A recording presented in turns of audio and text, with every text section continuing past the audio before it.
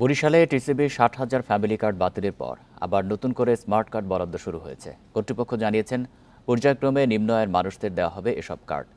এদিকে বাতিল কার্ডের সুবিধাভোগীরা পুনরায় কার্ড পেতে নেমেছেন আন্দোলনে। স্বল্প আয়ের মানুষের কাছে কম দামে পণ্য বিক্রি করে টিসিবি।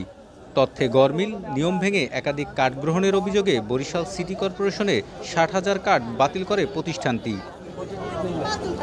চলতি বছরের জানুয়ারিতে নতুন ফ্যামিলি কার্ড বিতরণ শুরু হয়। যারা পেয়েছে তাদের ফোন করা হচ্ছে সচিবের কার্যালয় থেকে। ৯০টি কার্ড পেয়েছি, তারপরে কিছু কার্ড আসবে। এরপরেও যদি কেউ থাকে যে আগে কার্ড ছিল বা আদৌ কার্ড পায়নি, তো সেক্ষেত্রে একটা নির্দেশনা আছে।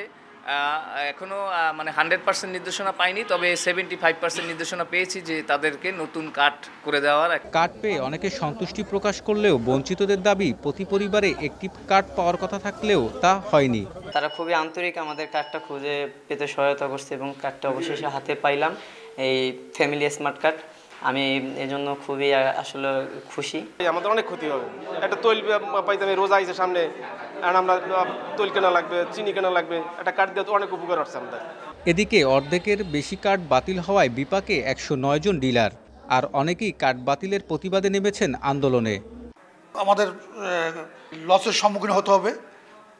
তবে যদিও 1 মাস আগে তো আমরা আসছি, সামনের মাসে হয়তো কার্ড পূরণ হয়ে আসবে, কিন্তু বর্তমান মাসে আমাদের সবারই সমস্যা হবে, সব ডিলারই।